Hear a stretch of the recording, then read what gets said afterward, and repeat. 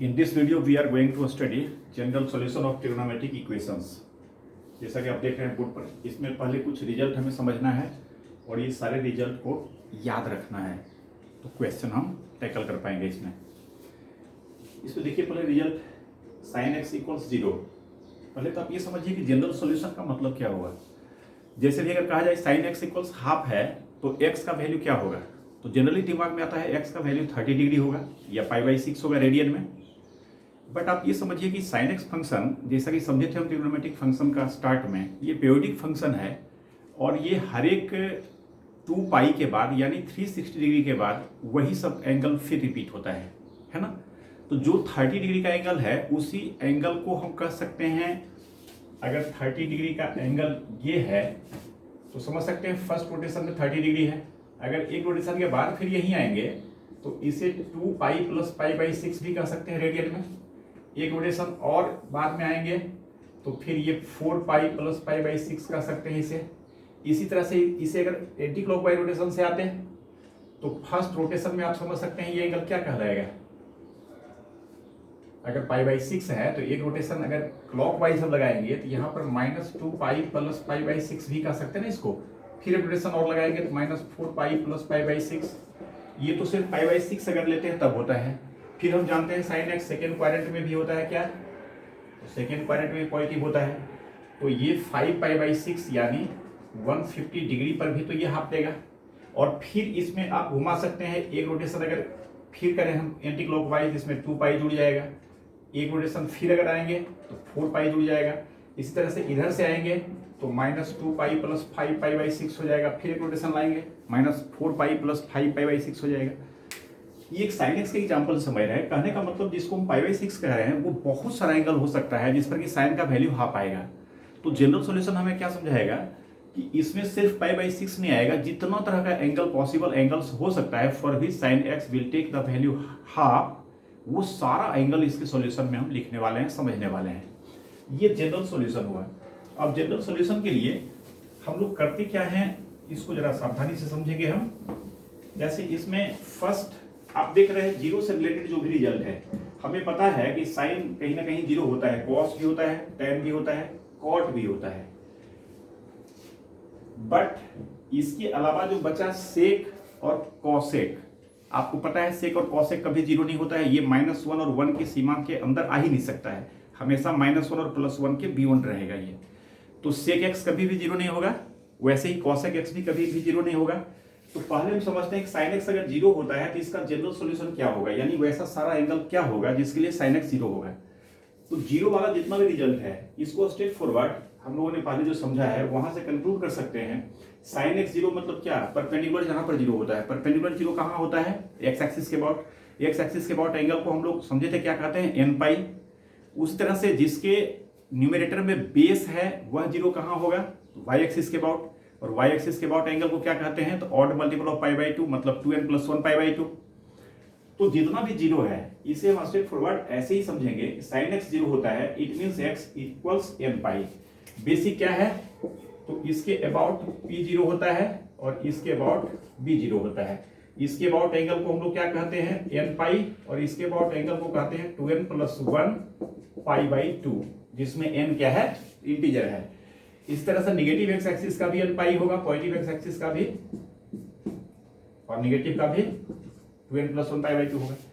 तो x axis कहने का मतलब हम लोग समझे थे कि यहाँ भी दोनों जगह एंगल को nπ कहेंगे। सिमिलरली कोई भी ऑड नंबर रखेंगे तो या तो हमको इधर मिलेगा एंगल या इधर मिलेगा एंगल, π/2 के साथ कोई भी ऑड मल्टीप्लाई करेंगे तो sin x के न्यूमरेटर में p है तो x इक्वल्स क्या हो गया, nπ। cos x के न्यूमरेटर में क्या है, b है, तो इसका जीरो होने के बाद कहाँ होगा, y एक्सिस के बाद, तो इसका x इक्वल्स 2n + 1 π/2 हो गया। सिमिलरली tan x न्यूमरेटर में perpendicular, x equals nπ। cot x numerator में बेस, तो यहाँ फिर क्या हो गया, ऑड मल्टीपल ऑफ π/2। तो कहने का मतलब कि ये इतना जो रिजल्ट है ये तो जस्ट जीरो कैसे होता है, यहां से इसको हम ऐसे ही समझ लेंगे। इसके बाद अब ये समझिए कि sin x हमेशा जीरो ही होगा, ये तो ऐसा नहीं है, sin x हाफ भी हो सकता है, जैसा कि अभी हमने एक एग्जांपल में समझा था। sin x 2/7 भी हो सकता है। हाँ, साइन एक्स -1 और 1 से बाहर नहीं जा सकता है, बट -1 और 1 के बीच में तो सो मेनी रियल नंबर्स है और उसमें से कोई भी वैल्यू साइन एक्स ले सकता है। तो अगर sign X equals sine alpha होता है तो उस केस में जनरल सॉल्यूशन इसका कहते हैं, जैसा कि देख रहे हैं, n pi plus -1 to the power n into alpha. समझते हैं अभी इसको, ये कैसे होता है, क्या है ये। cos x equals cos alpha होता है तो x इक्वल्स 2n पाई plus minus alpha, tan x equals tan alpha होता है, x equals n pi plus alpha. ये सारे केसेज में n क्या है, तो n कोई भी इंटीजर होगा, यानी कोई भी इंटीजर आप लेंगे तो ये डिफरेंट डिफरेंट जो एंगल्स आएगा वो इसका सॉल्यूशन होगा।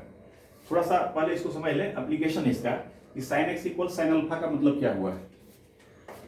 जैसे अभी अगर हम कह रहे हैं साइन एक्स इक्वल्स हाफ है, तो इस हाफ को हम चाहें तो साइन π/6 भी लिख सकते हैं और भी एंगल लिख सकते हैं, 5π/6 भी लिख सकते हैं, बट ये भी लिख सकते हैं। तो अगर हम ये चीज समझ लेते हैं, sine x equal sine alpha होता है जहां अल्फा कोई भी कांस्टेंट है, मतलब देख रहे हैं π/6 कांस्टेंट है, एक्स तो वेरिएबल है जिसका वैल्यू निकालना है। तो इसके जनरल सॉल्यूशन को हम कैसे लिख लेंगे, तो ये फॉर्मूला समझ लेने के बाद therefore x equals general solution क्या हो जाएगा, तो n pi plus -1 to the power n into π/6 alpha का वैल्यू यहां पुट कर दिए। मान लीजिए कोई इस साइन x इक्वल्स हाफ को π/6 नहीं समझता, ये साइन ऑफ 5π/6 समझता है, समझ रहे ना, 150 डिग्री मतलब 180 माइनस 30 डिग्री सेकेंड क्वाड्रेंट, वहां भी साइन का वैल्यू हाफ होगा। तो ये अपने हिसाब से जनरल सॉल्यूशन लिखता है इसका n pi plus -1 to the power n into 5π/6। तो बात एक ही है, जितना डिफरेंट डिफरेंट एंगल ये देगा n का डिफरेंट इंटीग्रल वैल्यू रखने के बाद, सेम n का different angle different integral value यहां रखेंगे तो वही सब सेट ऑफ एंगल्स यहां भी आएगा। अब ऐसा नहीं कि ये तो अलग लग रहा है आंसर, ये लग रहा है आंसर लग रहा है, दोनों सेम है। मतलब हमें क्या करना है, सेट ऑफ एंगल्स देना है। ये जितना सेट ऑफ एंगल्स देगा वो सारा सेट ऑफ एंगल्स ये भी देगा। जैसे मान लीजिए n का वैल्यू इसमें 1 आप पुट करते हैं, तो 1 पुट करते हैं तो ये n पाई मतलब 1 पाई हो जाएगा, मतलब पाई हो जाएगा। अब प्लस -1 की पावर 1 क्या होगा, नेगेटिव, तो ये आएगा π-6। ध्यान देंगे n इक्वल्स 1 पर x का वैल्यू आएगा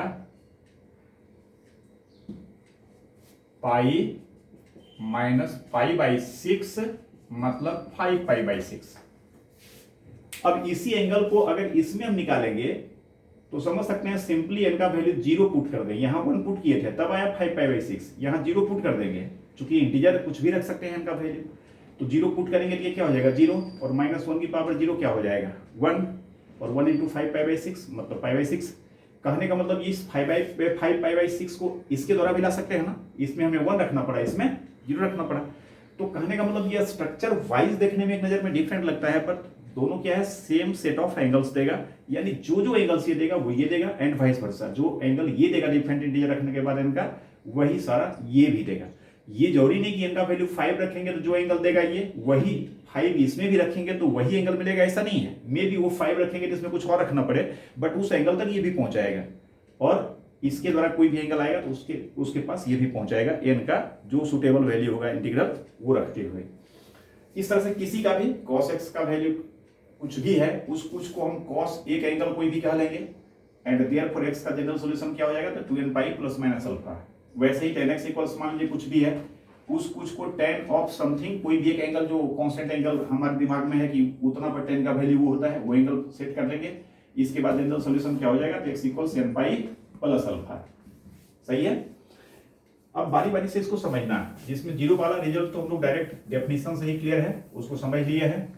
अब हम इस 3 रिजल्ट को समझेंगे 5, 6, 7 को, कि ये क्या है, कैसे है, क्या है तो देख लिए हम, ये कैसे होता है रिजल्ट जनरल सॉल्यूशन, ये कैसे होगा, इसको सावधानी से समझेंगे। चलिए पहले हम लेते हैं, ये नंबर क्या था 5 ना, sine X equals sine alpha. इस रिजल्ट को हम इस्टेब्लिश करते हैं, sine X equals sine alpha है, तो रिजल्ट क्या कहता है, this imply X equals n pi plus -1 to the power n into alpha.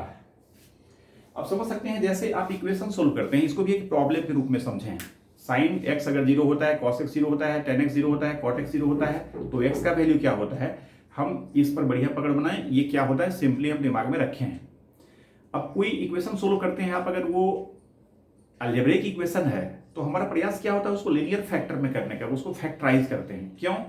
तो डिफरेंट फैक्टर्स आएगा तो उसका सॉल्यूशन हम कैसे निकालेंगे, तो अलग अलग जो कंपोनेंट इक्वेशन आएगा, either first factor will be 0 और सेकंड फैक्टर विल बी 0 और थर्ड फैक्टर विल बी 0, जितना भी फैक्टर्स है बारी बारी से सबको 0 करते हैं, और जो इक्वेशन का वैल्यू होगा टोटल, वो अलग अलग लीनियर इक्वेशन को 0 करने के बाद जो आएगा सॉल्यूशन, यानी अलग अलग फैक्टर को 0 करने के बाद जो सॉल्यूशन आएगा, वो सारा सॉल्यूशन सेट ऑफ सॉल्यूशन हो जाएगा उस गिवन अलजेब्रिक इक्वेशन का। यहां पर ट्रिग्नोमेट्रिक इक्वेशन में क्या है कि आप समझ सकते हैं कि साइन एक्स इक्वल्स अगर 0 है तो उसका सॉल्यूशन हमें पता है। अगर हम इसको फैक्टराइज करें, एक तरफ हम सबको कर लिए और एक तरफ 0 आ जाएगा, sine x minus sine alpha equals क्या है 0। और अब अगर इसे हम फैक्टर कर दें साइन कॉस टेन किसी के भी फॉर्म में, तो फिर कहेंगे एक बार ये 0 होगा या फिर वो 0 होगा या फिर वो 0 होगा, जितना भी फैक्टर से रहेगा। इसके लिए हम फॉर्मूला दिमाग में लाएंगे, sign C minus sine D. Sign C minus sine D का फॉर्मूला क्या हुआ था याद है, 2 cos c plus D by 2, यहां पर x प्लस अल्फा बाई 2 होगा, into sine x minus alpha by 2, मतलब c minus D by 2, this equals 0। अब this imply either cos x plus alpha by 2 equals 0 और sine x minus alpha by 2 equal 0। समझ सकते हैं, ये 2 into this है तो 2 तो 0 हो नहीं सकता है, तो ये 0 होगा या फिर ये 0 होगा, यानी ये दोनों जिस भी अल्फा के द्वारा ये सेटिस्फाई किया जाएगा, जिस भी अल्फा के द्वारा ये सेटिस्फाई किया जाएगा, वो दोनों सेट ऑफ सॉल्यूशन जो है हमारा आंसर होगा। ये दो कंपोनेंट इक्वेशन हो गया, मेन इक्वेशन हमारा ये था, इसका दो कंपोनेंट इक्वेशन हुआ। अब हम बारी बारी से दोनों को सोल्व करेंगे एक्स के लिए। अब वन इंप्लाई, अभी हम लोग पढ़े हैं कि cos समथिंग अगर 0 होता है तो this something should be some odd multiple of pi by 2।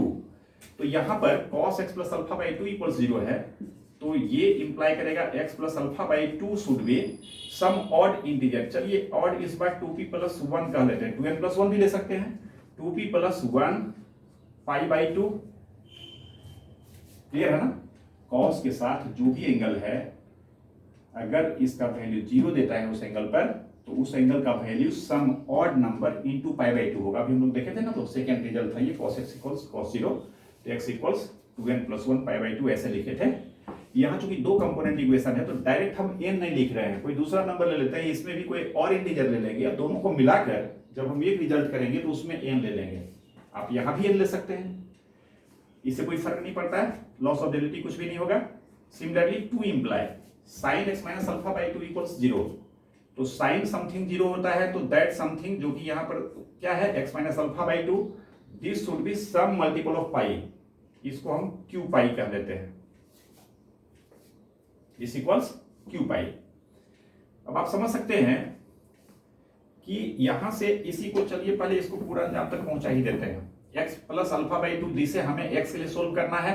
समझ सकते हैं 2 कैंसिल हो जाएगा और x का वैल्यू क्या हो जाएगा, तो 2p प्लस 1 पाई, 2 कैंसिल हो चुका है, पाई माइनस क्या अल्फा, इसे a कह लेते हैं, जहां p क्या है, तो p belongs to i। Similarly second imply में क्या समझे थे अभी, ये x माइनस अल्फा बाई 2 है, this should be some multiple of pi. चलिए इसको q पाई कह लेते हैं, जहां q इंटीजर है एंड देयरफॉर x क्या हो जाएगा, क्रॉस मल्टीप्लाई करेंगे, ये 2q पाई होगा और माइनस अल्फा उधर जाएगा तो क्या हो जाएगा प्लस अल्फा, मतलब 2q पाई प्लस अल्फा, इसे हम क्या कह लेंगे 2q pi plus alpha. x का पहला जो कंपोनेंट इक्वेशन है, इससे ये वैल्यू आया, दूसरा कंपोनेंट इक्वेशन का जो सॉल्यूशन है b कह लेते हैं इसको, ये आया। अब इसके बाद देखिए जो इसमें बात समझना है, जो महत्वपूर्ण बात है, इसे हम बोलते हैं कंबाइनिंग द टू रिजल्ट्स। दोनों रिजल्ट को कंबाइन करने पर, कंबाइन करने का क्या मतलब होता है कि अगर कुछ रिजल्ट ऐसा है जो अलग अलग दो जगह है, ध्यान से समझेंगे इस बात को, अलग अलग है, दो जगह डिफरेंट जगह है। एक ये सेट ऑफ सॉल्यूशन इसका है, एक ये सेट ऑफ सॉल्यूशन है। और अगर वो दोनों को मिलाकर हम कोई एक रिजल्ट कह सकें, ऐसा अगर पॉसिबल हो, तो हम दो आंसर मतलब दो डिफरेंट बात नहीं कह के दोनों को मिलाकर हम एक ही बात कह लें। जैसे मान लीजिए कोई ऐसा इक्वेशन आता है जिसका कंपोनेंट इक्वेशन 2 हुआ और एक का जो आंसर है वो सेट ऑफ इवन इंटीजर्स है, एक का answer set of even integers है और दूसरे का answer set of odd integers है। एक का इवन इंटीजर्स एक कंपोनेंट का और दूसरे का ऑड इंटीजर्स। तो इसके आंसर को अगर हम कहेंगे तो कहेंगे क्या, इसका सॉल्यूशन या तो इवन इंटीजर होगा या तो ऑड इंटीजर होगा। लेकिन ये दोनों बात को मिलाए हैं, ये भी आंसर है वो भी आंसर है, तो इवन और ऑड को मिलाकर हम सेट ऑफ इंटीजर्स कह सकते कि नहीं। क्योंकि सेट ऑफ इंटीजर्स का पार्टीशन करेंगे तो दो ही तरह की बात आएगा, इवन आएगा या ऑड आएगा, उससे तीसरी वैरायटी का बात उसमें है नहीं। दूसरी बात कि इंटीजर्स में जितना भी है वो सबका सब कोई ना कोई तो इवन होगा या ऑड होगा, दूसरा कोई होगा नहीं। कहने का मतलब कि दोनों को मिलाने की बात हम कब करेंगे, तो दोनों को मिलाएं तो वो सारा जो सेट हम नया कहने वाले हैं उसमें सारा वो कंटेंट हो। दूसरी बात कि ये जो मिलाकर सेट कह रहे हैं इसमें कोई भी उन दोनों को मिलाकर जो आएगा उससे फालतू बात नहीं हो। तो कमिटमेंट दोनों तरफ से, दोनों को मिलाए जो सेट हम कह रहे हैं इसमें वो फुल कंटेंट हो। दूसरी बात कि इसमें जो जो बात है इससे बाहर की बात कोई भी वो दोनों में नहीं हो। इसका कोई बात उठाएंगे तो या तो इसमें होगा या तो इसमें होगा, मतलब दोनों में किसी ना किसी में होगा वो। तो यहां पर मैंने क्या कहा, इवन इंटीजर्स और ऑड इंटीजर्स दोनों को अगर हम कंबाइन कर देंगे तो जाहिर है ये इंटीजर्स का फैमिली होगा। तो इसको मिलाकर हम इसे दो ब्रांच में नहीं कहा कि सिंपल एक रिजल्ट कर सकते हैं कि रिक्वायर्ड सॉल्यूशन विल बी क्या, सेट ऑफ इंटीजर्स। क्लियर है, ये कॉम्बिनेशन कहलाता है कि दो रिजल्ट को कंबाइन करके एक करना। अब यहां पर देखिए समझने के लिए थोड़ा सा फिर यहां से लिख रहे हैं हम कि इसमें जो पहला आया एक जगह दोनों कर लेते हैं। पहला जो आया है ये 2p + 1 पाई माइनस अल्फा, दूसरा आया है x = 2q pi plus alpha. इसमें p इंटीजर है और इसमें q इंटीजर है। ये दोनों का स्टडी अगर करें हम तो दोनों का जो रिजल्ट का स्ट्रक्चर है देख सकते हैं। x = ये क्या है, odd number Guna pi minus alpha. This is even number multiplied by pi plus alpha. Odd pi minus alpha, even pi plus alpha. ये दोनों को मिलाकर हम इंटीजर्स कर सकते हैं। इसका फर्स्ट पार्ट हम मिला रहे हैं तो या तो ऑड इंटू पाई है या इवन इंटू पाई है। इसको मिलाकर हम कर सकते हैं ऑड इवन मिला के इंटीजर्स। यानी दोनों को अगर हम ज्वाइंट वेंचर में देखें, एक नजर में देखें कि दोनों को कैसे मिला सकते हैं। तो फर्स्ट जो पार्ट इसमें है जो पाई का मल्टीपल है, एक में ऑड मल्टीपल है एक में इवन मल्टीपल है, ये दोनों को मिलाकर कर सकते हैं कि ये इंटीजर का मल्टीपल मतलब मल्टीपल ऑफ पाई है। मल्टीपल में तो इंटीजर से ही मल्टीप्लाई करते हैं तभी पाई ये क्या कहते हैं मल्टीपल होता है। तो ये दोनों मिलाकर हम कह सकते हैं कि जो फर्स्ट पार्ट है दोनों का, this should be a multiple of pi, इसे पाई का मल्टीपल होना चाहिए, नंबर 1। नंबर 2 अल्फा की बात करें तो अल्फा में कभी माइनस होता है कभी प्लस होता है, बट ये भी इंडिपेंडेंटली नहीं होता है। माइनस अल्फा इसमें है प्लस अल्फा इसमें है, इट मींस कि जब पाई के साथ ऑड इंटीजर गुना होगा तो माइनस अल्फा लेना होगा और पाई के साथ इवन इंटीजर मल्टीप्लाई होगा तो प्लस अल्फा लेना पड़ेगा। सही है ना। अब देखिए इस रिजल्ट को देयरफॉर मिलाकर हम क्या कर सकते हैं। नाउ ये समझाने के लिए हमने लिखा आपको, यहां से कंटिन्यू हम हैं। Now combining the results of A and B, we have general solution. क्या हो जाएगा, तो x इक्वल्स हमने क्या समझा कि इसको मिलाकर हम इंटीजर कर लेते हैं, ना ऑड ना इवन, सिंपल इंटीजर। लेकिन अब हमें यहां क्या समझना है कि ये अगर ऑड है तो माइनस अल्फा यहां होना चाहिए, इवन है तो प्लस अल्फा होना चाहिए। हमें पता है कि -1 टू द पावर अगर ऑड करेंगे तो वो -1 देगा और -1 टू द पावर इवन करेंगे तो वो प्लस देगा। कहना हम क्या चाह रहे हैं, जब ऑड हो पावर -1 पर पावर ऑड करेंगे तो माइनस देगा ना। और यहां क्या कहना चाह रहे हैं हम कि जब ऑड इंटीजर के साथ पाई मल्टीप्लाई हो तो माइनस और इवन के साथ पाई मल्टीप्लाई हो तो इस ब्रांच में प्लस, और ऑड इवन मिलाकर हम इंटीजर कर लिए। अब इसे एक ही स्टेप में दोनों बात कहने के लिए अगर यहां हम -1 to the power n into alpha कर लें, इसे समझें आप, तो अब n का कोई भी इंटीग्रल वैल्यू डालेंगे, अगर ऑड होगा तो -1 की पावर ऑड माइनस अल्फा कर देगा इसको, और इवेन अगर डालेंगे तो -1 to the power even plus कर देगा इसको अल्फा। तो समझिए कि ये दोनों बात ये अकेले कह पा रहा है कि नहीं कह पा रहा है। अगर आप t का वैल्यू इसमें 5 डालते हैं तो 11 पाई माइनस अल्फा आएगा। इसमें डायरेक्ट हम इनका वैल्यू 11 डालेंगे, 5 यहाँ 5 डाले थे ना, यहाँ 11 डालेंगे, 11 पाई, और ये माइनस अल्फा हो जाएगा कि नहीं हो जाएगा, -1 की पावर 11 करेंगे, 11 क्या है, ऑड है, तो माइनस अल्फा देगा। इसमें अगर q का मान हम 5 डालते हैं, 6 डालते हैं, तो ये 12 पाई प्लस अल्फा होगा। यहाँ डायरेक्ट हम इनका वैल्यू 12 डालेंगे, 12 पाई ये हुआ, और -1 की पावर 12 क्या होगा, प्लस अल्फा हो जाएगा। क्लियर है ना। मतलब कंक्लूड कीजिए, हमने क्या किया, ऑड इवन को मिलाकर इंटीजर कह लिया, और इस चीज को डिस्टिंग्विश करने के लिए प्लस -1 की पावर n कर दिया, सो दैट जब n इंटीजर में ऑड इंटीजर ले हम, ये माइनस दे दे, और इवन ले ले तो प्लस दे दे। यही तो हम कहना चाह रहे हैं। तो इस तरह से ये फाइनल जनरल सॉल्यूशन हो गया, जहां n बिलोंग्स टू क्या, i। रिजल्ट को याद रखना, एक जगह तो इकट्ठे शुरू में लिख ही दिए हैं, आप लोग उसको देखे ही हैं। ठीक है, तो इस तरह से sine x equal sine alpha का रिजल्ट हुआ, x equal n pi plus -1 to the power n into alpha. Result को याद रखना है समझते हुए। नेक्स्ट देखते हैं cos x equals cos alpha.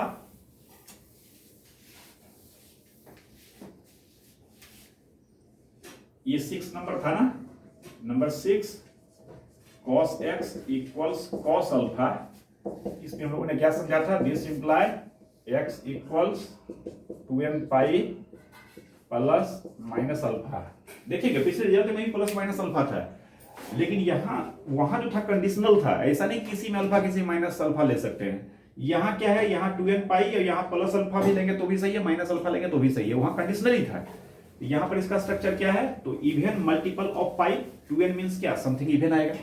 कोई भी इंटीजर वैल्यू आप n का रखेंगे तो n कोई भी इंटीजर होगा, देयरफॉर 2n इवन इंटीजर होगा, देयरफॉर इसे हम क्या कहेंगे, इवन मल्टीपल ऑफ पाई, यानी पाई में कोई इवन नंबर से गुना करना। इसके बाद प्लस या माइनस अल्फा कुछ भी ले सकते हैं। ये इसका जनरल सॉल्यूशन होता है। अब इसे भी डिराइव करने के लिए समझ सकते हैं, cos x equals cos alpha है, दोनों को हम एक साइड कर लेंगे तो cos x minus cos alpha equal 0 हो जाएगा। इसको भी हम फैक्टराइज करेंगे, cos c minus cos t का फॉर्मूला में याद है, ये 2 cos x, सॉरी माइनस में साइन हो जाता है ना, sine x plus alpha by 2 into sine, actually होता है d माइनस c बाई 2, याद होगा ना, d माइनस c। बट यहां पर अगर हम c माइनस d भी लिखेंगे तो कोई लॉस ऑफ ड्यूअलिटी नहीं है, इसलिए कि यहां पर राइट साइड में 0 है, यहां हम अल्फा माइनस x बाई 2 लिखते, फर्दर हम माइनस कॉमन ले ही सकते हैं ना, sine minus theta equals minus sine theta, उस माइनस को इधर भेज देते, सही है ना। अब दिस इंप्लाई दो कंपोनेंट इक्वेशन आएगा, sine x plus alpha by 2 equals 0 और sine x minus alpha by 2 equals 0। इसे कंपोनेंट इक्वेशन 1 का लिए, इसे कंपोनेंट इक्वेशन 2 का लिए। अब 1 इंप्लाई साइन समथिंग 0 होता है, तो that something should be some multiple of pi, चलिए इसको p पाई कह लेते हैं। देयरफॉर यहां से x का वैल्यू समझ सकते हैं, क्रॉस मल्टीप्लाई करेंगे 2p पाई और ये प्लस अल्फा इधर जाएगा माइनस अल्फा, तो ये 2p पाई माइनस अल्फा, जहां p इंटीजर से बिलोंग करेगा। एक कंपोनेंट इक्वेशन का सॉल्यूशन ये हुआ, इसे फिर a कह लेते हैं। सिमिलरली दूसरा जो कंपोनेंट इक्वेशन है, this imply x minus alpha by 2, again sine के साथ जो भी 0 है, तो इसे हम सब इंटीजर का लेते हैं q पाई, साइन समथिंग 0 मतलब that something multiple of pi, q पाई का लिए इसे। और यहां से x के लिए सोल्व करेंगे, अगेन ये 2q पाई होगा, 2q पाई और ये माइनस अल्फा इधर जाएगा तो क्या हो जाएगा, प्लस अल्फा, जहां q बिलोंग करेगा इंटीजर से। ये सेकेंड कंपोनेंट इक्वेशन का सॉल्यूशन हो गया, इसे b कह लिए। अब जिस तरह से sine x equal sine alpha वाले दो रिजल्ट को मिलाकर एक रिजल्ट हम करने का प्रयास किए थे, इसका भी स्टडी करेंगे क्या, इसे भी हम कह सकते हैं उस तरह से कुछ क्या, तो सिंपल देख सकते हैं इसका स्ट्रक्चर क्या है। फर्स्ट प्लेस इसका इवन मल्टीपल ऑफ पाई है और सेकेंड प्लेस पर साइमल्टेनियसली प्लस अल्फा भी हो सकता है माइनस अल्फा भी हो सकता है, कंडीशनली नहीं, कंडीशन क्या, दोनों तो इवन मल्टीपल ही है, तो इवन मल्टीपल के साथ माइनस अल्फा भी, इवन मल्टीपल के साथ प्लस अल्फा भी। देयरफॉर यहां पर सिंपल कंबाइन करेंगे, A and B imply general solution, मतलब साइन में थोड़ा समझने जैसा था, यहां सिंपली दोनों को कंबाइन कर लिए, क्या, even multiple of pi either plus alpha either minus alpha, मतलब इकट्ठी से हम कह सकते हैं general solution will be x equals न p न q, सीधे हम एक इंटीजर n कह लिए 2n पाई और प्लस माइनस अल्फा, जहां n बिलोंग्स टू i। इस कॉम्बिनेशन का भी आधार हमारा क्या है, बस यही आधार है, ये दोनों मिलाकर जो सेट ऑफ एंगल्स देगा वो इकट्ठे ये देगा। अगर हम इसमें p का वैल्यू 2 रखेंगे, 4 पाई माइनस अल्फा चाहिए, इसमें हम n का वैल्यू 2 डालेंगे, 4 पाई आ जाएगा, और यहाँ पर प्लस नहीं लेंगे, क्या लेंगे, माइनस लेंगे। यही 2 अगर यहाँ रखेंगे तो 4 पाई प्लस अल्फा, फिर यहाँ n का वैल्यू 2 रखेंगे, और इधर दोनों ऑप्शन हमारे पास है, माइनस नहीं लेंगे, क्या ले लेंगे, अल्फा। तो इस तरह से general solution of cos x equals cos alpha हो गया। फिर tan x equals tan alpha का general solution,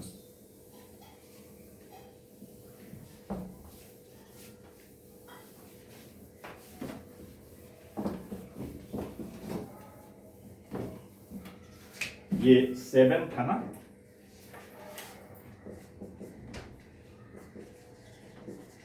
tan x equals tan alpha.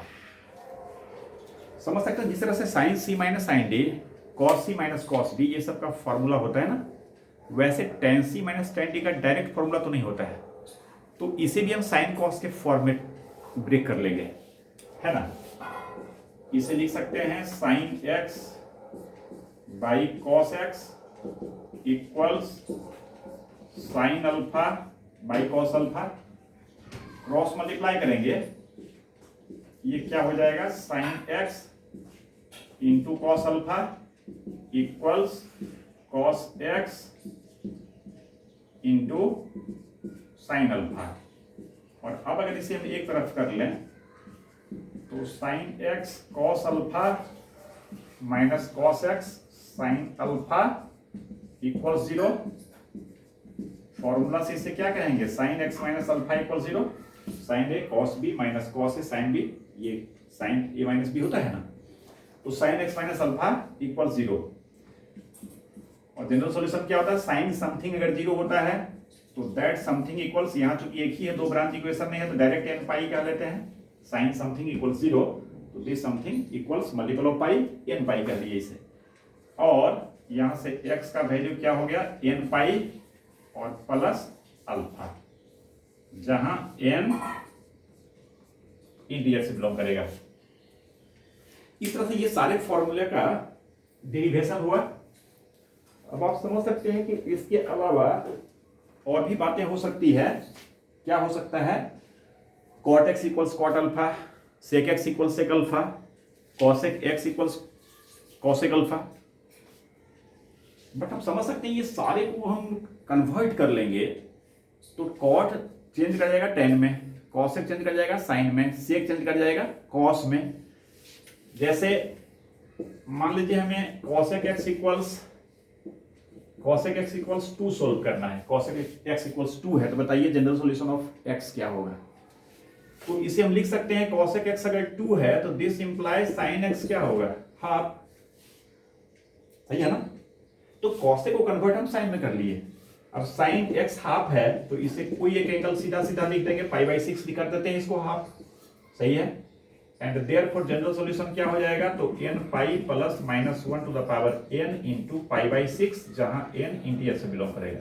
एक एग्जांपल हमने लिया, ऐसे ही cot x इक्वल्स √3 है तो tan x इक्वल्स 1/√3 का सॉल्यूशन होगा। sec x इक्वल्स √2 है तो इसका सॉल्यूशन cos x इक्वल्स 1/√2 करेंगे। सही है ना, तो sec x equals sec alpha, cot x equals cot alpha, cosec x equals cosec alpha, इसको अलग से समझने की जरूरत नहीं है। सही है, ये इसी तीनों के द्वारा हो जाएगा।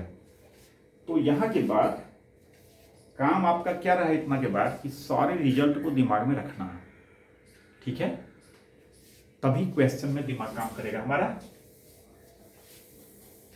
अब अभी हम एक क्वेश्चन लेंगे जिसको कि आप ध्यान से समझेंगे, और ये जो चैप्टर है इसमें एक्सरसाइज आप बनाएंगे या कोई भी क्वेश्चन बनाएंगे, कोई भी क्वेश्चन करने पर हो क्या सकता है कि मे बी आपका जो आंसर आया है वो बुक के आंसर से नहीं मिले, उससे मैच नहीं करे।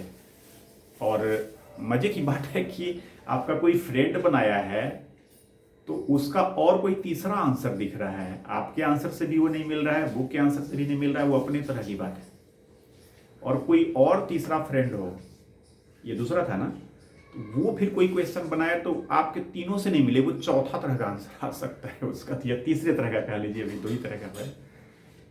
तो कहने का मतलब डिफरेंट टाइप का आंसर इसका आ सकता है। अभी हमने आपको समझाया था क्वेश्चन में π/6 लेंगे या 5π/6 लेंगे तो अलग दिखेगा आंसर, बट हमें समझना यह है कि वो सारा आंसर सही हो सकता है, यानी वो सारे आंसर में से किसी एक आंसर को पकड़ें और डिफरेंट इंटीजर वैल्यू डालते जाएं उसमें, m का या p q जो भी डिनोट किया है वो, तो जो सेट ऑफ एंगल्स आएगा वही सेट ऑफ एंगल्स बाकी अपने जो आंसर दूसरा लाया है उसमें डालेगा। ओवरऑल इससे ज्यादा एंगल ना वो ला सकता है, ना इससे ज्यादा एंगल वो ला सकता है, ना इससे ज्यादा एंगल ये ला सकता है, मतलब ये सारा जो है ना वो सेम सेट ऑफ एंगल्स देगा, सही है ना। तो अभी हम एक क्वेश्चन लेते हैं, ये अप्रोच पर डिपेंड करेगा कि आंसर कैसा रहा, हम कैसे इसको प्रोसीड कर रहे हैं, है ना। आंसर डिफरेंट वे में आ सकता है लेकिन सारे सेम रहेंगे, सेम सेट ऑफ एंगल्स देंगे। सॉल्व फॉर एक्स, यहां सोल्व का मतलब जनरल सॉल्यूशन ही समझिएगा। अब देखिए सिंपल जो क्वेश्चन है उसको तो हम देख ही सकते हैं, tan x = -√3 है, आप समझ सकते हैं tan -√3 है। फर्स्ट क्वाड्रेंट में होता था π/3 होता है, π/3 पर √3 होता है, बट माइनस है तो फोर्थ क्वाड्रेंट में ले लेते हैं इसके बदले, इसको हम tan ऑफ क्या कर सकते हैं -π/3, सेकेंड में भी ले सकते थे 2π/3 कर सकते थे सेकेंड क्वाड्रेंट में भी, लेकिन चलिए कोई एक ले लेंगे तो समझाई दी आपको, जो एक सीधा समझ में आता है वही ले लीजिए।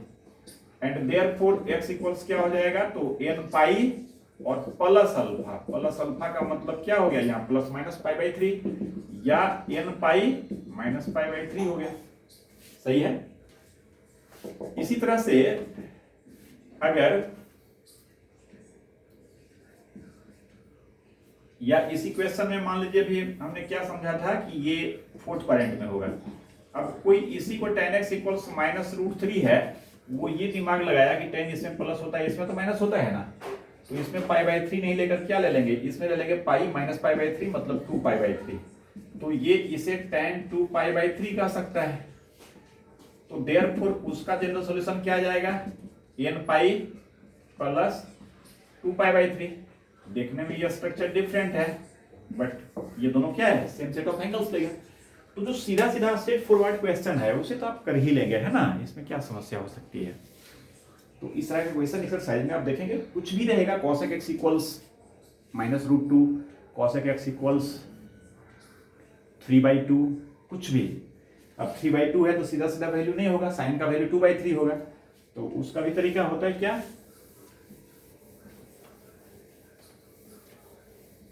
जैसे सीधा वैल्यू अगर नहीं है ना तो उसे लिखने का क्या वे होता है, डिटेल आपको 12th क्लास में पढ़ना है। जैसे मान लीजिए कि अभी हम कहते हैं sin x इक्वल्स 2/3, अब दिस इक्वल्स यहां पर तो आप कुछ नहीं कर सकते, 2/3 कोई बोनाफाइड एंगल पर, स्टैंडर्ड जो एंगल हम पढ़े हैं 0, 30, 45, इवन 15 अब समझ लिए हैं, 80 डिग्री समझ लिए हैं, 54 डिग्री समझ लिए हैं, तो वो सारे पर तो इसका कोई वैल्यू नहीं हो पाएगा सीधा। तो इसका तरीका है कि इसे हम साइन अल्फा कह लेते हैं, जहां साइन अल्फा बराबर क्या समझेंगे 2/3, यानी अल्फा एक एंगल है जिस एंगल पर हम साइन लेंगे तो ये 2/3 देगा, और सॉल्यूशन लिख देंगे x equals n pi plus -1 to the power n into alpha, जहां अल्फा के लिए यहां पर लिख देंगे वेयर साइन अल्फा इक्वल्स क्या 2/3। और भी तरीका है कि इन्वर्स जब पढ़ेंगे थोड़ा मोड़ा तभी से ही आपको करना पड़ेगा, फिजिक्स वगैरह में भी इस तरह का बात आते रहेगा, तो आप ये समझिए कि साइन अल्फा अगर 2/3 होता है तो तरीका इसका लिखने का है कि इसे लिख सकते हैं alpha equals sine inverse of 2/3। Sine alpha 2/3 है तो अल्फा को साइन इनवर्स 2/3। यहां अल्फा का वैल्यू आप रिप्लेस भी कर सकते हैं n pi plus minus 1 to the power n, और अल्फा का वैल्यू यहां हो गया साइन इनवर्स 2 बाई क्या 3। सही है। और सीधा सीधा अगर वैल्यू है तो अल्फा का वैल्यू निकल जाएगा जो भी है, pi by 3, pi by 6, 2 pi by 3 minus pi by 6 कुछ भी। तो अब हम फिर एक क्वेश्चन लेते हैं, जनरल सॉल्यूशन के लिए सोल्व करना है। इक्वेशन क्या है, तो मान लीजिए sign 2x equals sine x कर लेते हैं, इसे सोल्व करना है किसके लिए, जनरल सॉल्यूशन के लिए। Sine 2x equals sine x। देखिए इसमें फर्स्ट अप्रोच से देखते हैं, किसी को ये समझ में आया sign 2x equals sine x है, तो क्यों ना डायरेक्ट हम इसका सॉल्यूशन लिख दें। This imply sine x equal sine theta होता है या साइन अल्फा होता है। तो अभी हमने पढ़ा ना कि ये 2x equals n pi plus minus 1 की power n into alpha. Alpha की जगह पर क्या है, x है। क्लियर है ना। बट आप समझ सकते हैं कि इसे सॉल्यूशन तो नहीं कर सकते कि x यहां पर है, 2 को इधर कर लेंगे तो ये हाफ हो जाएगा इसमें, और इसका इसको सॉल्यूशन हो गया।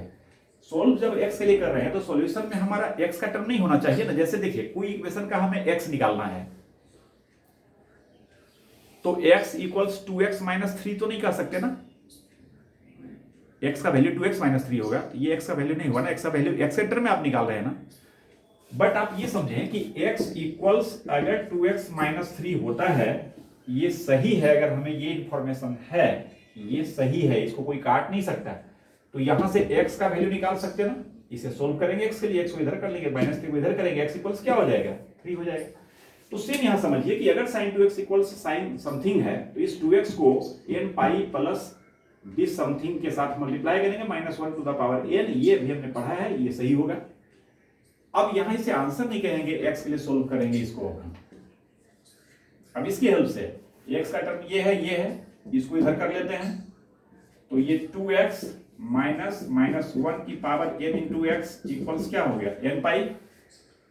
और x के लिए चूंकि सोल्व करना है, x को कॉमन ले लेते हैं, 2 माइनस माइनस 1 की power n into x equals n पाई। सही है ना।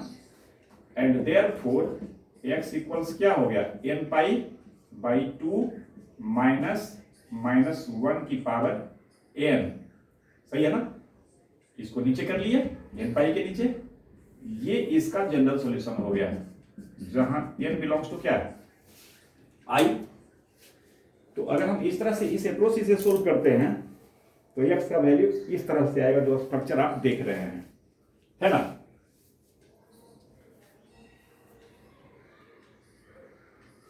चलिए एक ये हुआ, कहीं से गलत नहीं है इसमें। जो भी आप डिफरेंट n का वैल्यू पुट करेंगे, जो भी एंगल आएगा वो सारा इसको सेटिस्फाई करेगा। इसी को कोई सेकेंड अप्रोच से सोल्व करता है।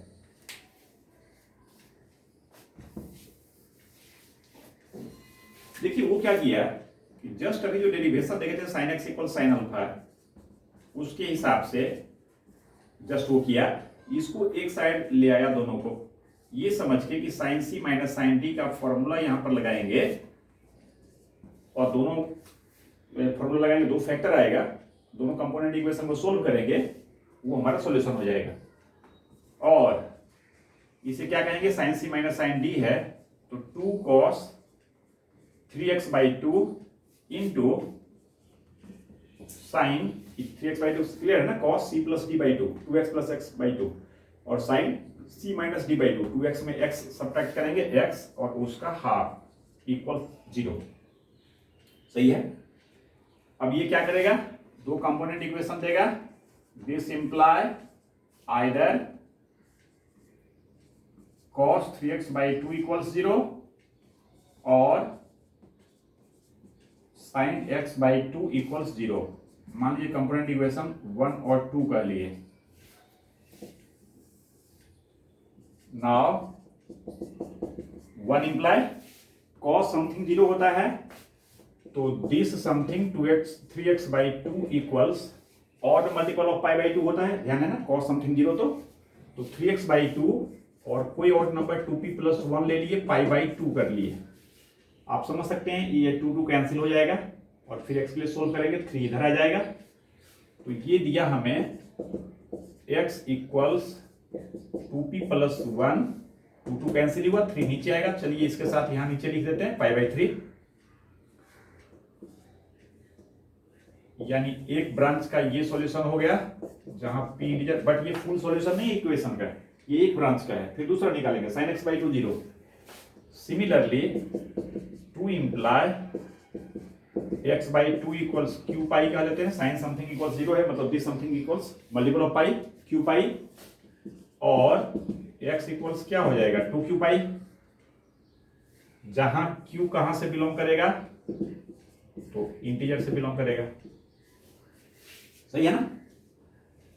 मतलब देयरफॉर इस केस में जनरल सॉल्यूशन जो हुआ वो क्या हुआ, तो x equals 2p plus 1 π/3 and x equals 2q pi. ये दोनों में p और q इकट्ठे लिख देते हैं, क्या ये सेट ऑफ इंटीजर्स है। अब ये दोनों सॉल्यूशन को आप देखिए, मिलाइए कि जैसा ये है वैसा ये तो कतई नहीं दिख रहा। ये सिंपली एक स्टेप में सॉल्यूशन है, मतलब एक जगह सॉल्यूशन हमारा है, ये दो जगह सॉल्यूशन हमारा है, ये दोनों मिलाकर दे रहा है। बट हम ये स्टडी कर सकते हैं कि रैंडमली कोई एंगल, जैसे मान लीजिए इसमें क्या मन कर रहा है, इनका वैल्यू हम 13 रख देते हैं, 13, तो ये 13 पाई बाई -1 की पावर 13 -1 होगा ना, ये माइनस में प्लस हो जाएगा, तो ये 13 पाई बाई क्या आएगा 2 + 1 3, 13 π/3। अब ये 13 π/3 के लिए समझ सकते हैं, इसमें तो कभी 13 π/3 नहीं आएगा, इसको टिकाएंगे हम, तो π/3 है ही, p का ऐसा मान रखेंगे ये 13 दे दे, तो p का वैल्यू आप 6 पुट कर दें, तो 12 + 1 13 π/3 आ रहा है ना। सही है? इसी में मान लीजिए इसके ब्रांच में q का वैल्यू 25 रखते हैं, 50 पाई है, तो यहां 50 पाई आ रहा है, तो ये 50 पाई यहां भी आना चाहिए।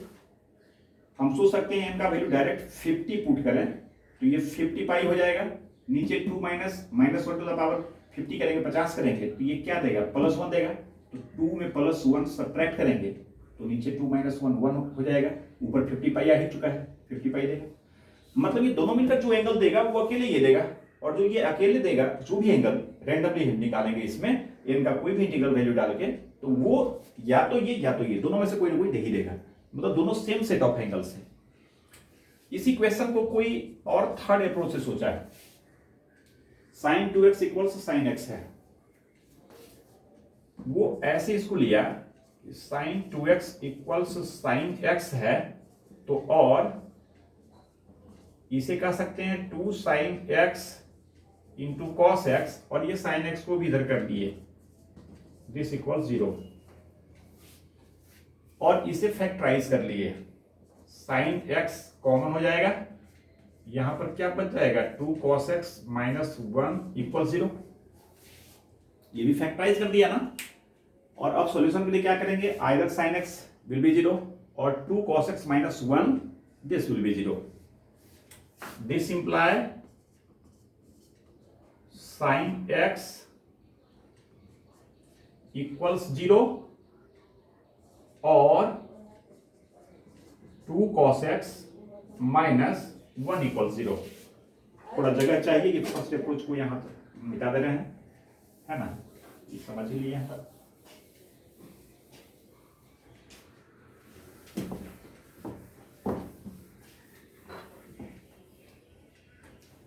चलिए इसे कंपोनेंट इक्वेशन 1, इसे कंपोनेंट इक्वेशन 2 कर लेते हैं।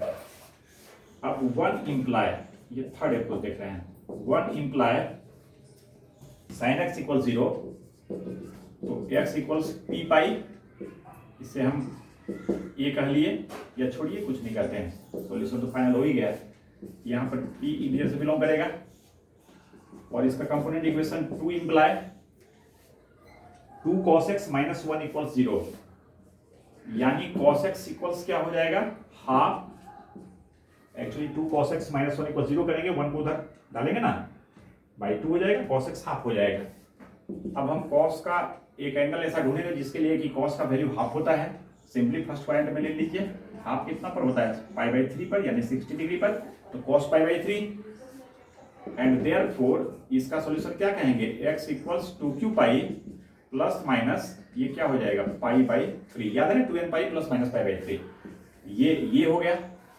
यानी इस केस में जनरल सॉल्यूशन क्या हो गया, इकट्ठे कर लिखे तो x इक्वल्स टी पाई, यहाँ भी q इंटीजर से बिलोंग करेगा, और x equals 2q pi plus minus pi by 3, ये दोनों मिलकर सॉल्यूशन देगा, जहां p और q दोनों इंटीजर से बिलोंग करेगा। चलिए फर्स्ट अप्रोच का तो आंसर मिटा दिए हैं, बट ये है आप यहां पर देखें ये दोनों भी बिल्कुल एक जैसा तो नहीं लग रहा है ना।